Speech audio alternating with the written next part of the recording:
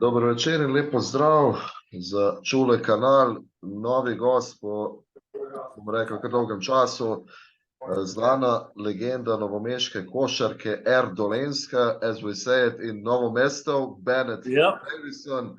Bennett, hello and good afternoon in Dallas. Yeah, I'm in Dallas, Texas. Good afternoon, Slovenia. Dobar dan. Dobar dan, dobar dan. Svaka čast. Hey, how are you doing, brate? We're doing very good. Thank you for your time, for being my guest for the YouTube channel. Of course. It's a pleasure to meet as a professional, ex-professional player as yourself. We can start with the first season in Galatasaray in Turkey, your first professional career as a basketball player. You were also in Slovenia, in Novo Mesto, in Krka for 2 seasons. I played in, so I just graduated from Arizona, played there with Mike Bibby, Jason Terry, Miles Simon, and then ended up being drafted, or went to the NBA Combine or whatever, but I just wasn't ready, I was more of a college player and international basketball player. So the first year was on Istanbul, Turkey for Galatasaray. And then went to 1 year in Australia, and I was about to sign my second season for the second team in Australia up in Brisbane, and Krka Novo Mesto offered me a contract, and I was like, I need to get back over to Europe. This is where the good basketball is. In Slovenia at the time of 99, 2000, where it was on the map, but it wasn't as big as it is today with Luka Doncic and Olympia and all those teams being in the EuroLeague and stuff like that. Yeah, as you said yourself, first year in Slovenia, 2000, 2002, it was playing a lot of good sportsmanship in Novo Mesto. In Slovenia, Krka had also good players. You weren't the only American player in Novo Mesto. Also was Joe Courtney with you. Joe Courtney came in, and Boo, and actually another player came in, and he was only here for a couple months. And it just being with Dragiša Drobnjak and Sasa Doncic, it was so nice to play with quality European players that were my size and had the same ability, and we really got along with each other at Novo Mesto. And I was just sharing some stuff with friends that, the Panathinaikos came in and we beat them. FS Pilsen came into our town and we beat them. Some small little town with the smallest budget, but then we had these teams coming in that are just top players, and we just competed with everybody. It was a great time. I enjoyed my 2 years there. Yeah, the fans give you your nickname, DOLENJSKA, with a lot of high slam dunking, a lot of defense version. Slam dunk, as we say it. Aggressive athletic dunks. Then, after 2 years in Novo Mesto, you moved to Basca Napoli, Italy, Virtus Bologna, also Cibona from Zagreb, Croatia, Milano, Scafati, Tampico, and ended in 2010 in Juegos del Siglo. Yeah, you kind of got to go where, with basketball players, you're really just traveling basketball salesman. You have your skill, and you got to go wherever that opportunity takes you. And I got a funny story about Slovenia. And so I was getting on the airplane from Sacramento to Denver to Zurich. And so I'm in Zurich or Frankfurt, and I'm looking at my ticket, and I was like, I didn't know how to spell Ljubljana. Okay. So I was like, L-J-U-B. I was like, what the heck kind of word is this? And so I was like, I asked the lady for my ticket. It's like, I have a flight to Ljubljana. Ljubljana. Is that where I'm supposed to be? She's like, no, Ljubljana. I was like, that's a J though. She's like, yeah, the J is a yeah. And so it was just, all my teammates would try to explain it to me. It's like, a capital of a country that I've never been to before is spelt wrong. It was a good time. Okay. Yeah, very good time for you as a player in Slovenia. Set Novo Mesto, also in neighbor Croatia, in Cibona. Also very good town, very good people in Cibona. Absolutely. How was your, actually, if we go back to Cibona, Zagreb, we also know there were a lot of good players there playing for the team as a big city in Croatia, the capital of city of Croatia. How were your feelings to be part of the Cibona Zagreb basketball club? Well, I was also already familiar with the territory. You had, Novo Mesto, and then you have Cibona just on the other side of the border, and you had is it the Smarješke Toplice, the hot springs? You had that. You had the little place where you can go get some beans and meat and stuff at the gas station and the little resort. And then just 45 minutes to an hour the other way was Ljubljana. So Novo Mesto is a perfect little spot where you're in a very small town, but it was good to be a big fish in a small town. When you go to Cibona or Zagreb, you're more of you have the team, you have the bad boys, the soccer team, and you have, obviously with the checkered stripes with the red and white instead of just the blocks. And it was really familiar to me. We had a really good year in Cibona also. We surprised a lot of teams. We beat FS Pilsen again. We beat Panathinaikos and Benetton and had made it to a couple rounds. And we did a lot better than we were expecting. You're playing against teams like Barcelona and Madrid. With Jaka Lakovic was there as a young and up-and-coming Slovenian basketball star. And Jaka, what's good? How you doing? Hopefully you get a chance to watch this video. And just the people. I mean, I was over there with the ex-wife and my 2 daughters, and it's learning to drive in the snow is also a good thing. So I'm here in Dallas, and it just snowed yesterday. So everyone's like, "Oh, we got to shut down the city." It's like, no, just drive around like it's normal. Don't be a silly American where one day of snow, the whole city shuts down. It's about more than 15 years, 20 years. A lot have changed in basketball in Europe, in these clubs. We know Cibona now is having financial problems. Cibona still owes me $35,000. They've been having financial problems. We have also Cedevita Olympia. We know that Cedevita has also played in Croatia before moving to Ljubljana as a sponsor for Olympia. Now they're playing Europe Cup, ABA League, everything else. How much do you often watch these games? I don't watch very much just because right now I'm in Dallas. I'm a middle school teacher, so I'm doing social studies and just kids around. Is it gymnasia? Is that age of middle school and high school? Yeah. And so every day I'm really focusing on that. And the only times I really show them highlights is to the kids, like, "Coach, let me see some of your dunks." And so that's why I wanted to ask you, since you know everybody in Novo Mesto, who has some of those old tapes that they can put up on YouTube of those years of 2001, 2002 of, the DOLENJSKAs and the highlight dunks? And are there any of those games that anybody still has that they can post? Probably they have. I don't know. I'm not aware of that, but we also let's find out and see if, who's the photographer, Marco? He was the photographer. He was the photographer, yes, but no, not anymore. A lot has changed in Novo Mesto, in Krka basketball. Oh, for sure. It's grown a lot. We know that Krka now is playing very good games in the second ABA League. That's another second level of the first ABA League where Cibona is playing. Okay. Adriatic League, yeah. Adriatic League, yep. I remember that. The phone just fell out of the tripod. Hold on. What about, we know now you live in Dallas. We know Luka Doncic is playing for Dallas Mavericks for quite a long time. He's probably the best player in Dallas from Europe. How do you see his games? I've seen a couple of his games, and then there was a couple times where I was actually really good seats. So it was like the bench, the walkway, and then we were there. So I was saying, "Jebam ti mater, budala jedna, bosanac, whatever." And so, Shafur, hey, what are you doing? Look at me.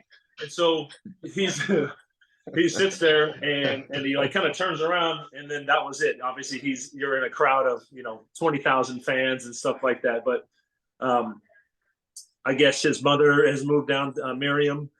Sasha, I talked to him on how do you say, online. We were doing basically a FaceTime with Zergisha Drole, and we just chatted up and caught up after 10, 15 years. It was nice. Yeah, we know that Luka is actually the best player in Europe, in NBA as a Europe. Unstoppable. Besides Nikola Jokic as the center from Serbia, we now see that Luka is at the first 5 of this All-Star. All-Star MVP votes. Yeah, in February starts 60 points against New York Knicks, I think, and 53 Crazy. last night against Detroit after the injury. Oh yeah. So yeah, I mean, he can pretty much do anything he wants out there. He's I remember he was so young when I was playing for Kirk and Nova Mesto. He was probably 3-4 years old, and then he would hit his head on the table and he'd go, "Argh," and he would just keep on playing. Just kind of like the hard-headed Balkan Serbian mentality, just like his dad, hard-headed. You said that you're teaching socials in school. How has it been like a teacher in Dallas? I like it. Obviously I'm a lot taller, so all the kids look up to me, and it's nice that I love interacting with kids. They always have a good energy, so it's about giving back what I learned traveling overseas, and now I'm teaching social studies and geography and Texas history and U.S. history and economy and all those things like that. So it's good. I really enjoy it, and they're all good. A good group of kids, just like we used to be, young and energetic. That's probably for the high school you're teaching in high school. For what? In high school. Yeah, so it's just that high school, young high school kids, around 11, 12, 13 years old. So they're all they're not babies anymore, but they're not adults yet. So they're all crazy. They're all crazy. What about sport, basketball? You're still in it, not as a professional? No, I actually play. I do sand volleyball. I do it because all the as you can ask any basketball player that's Slovenian, it's probably not good for your lower back to be playing when you're older, just because of all the years of playing on the hardwood floors and the cold gyms in Russia and up in the mountains. So what's easier on the body is I play some sand volleyball, and it's nice down here in the summertime. So we have a good community of friends that we go off to tournaments and play competitive sand volleyball. You were also an NCAA champion in 1997. That's a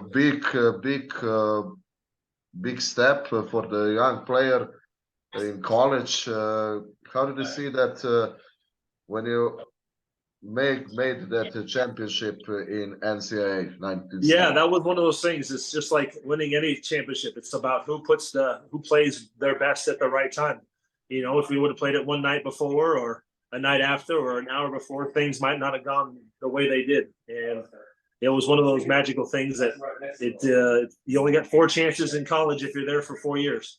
So it's one of the harder things to do as a professional. You can still play 10, 15 years and win a championship. You have more chances.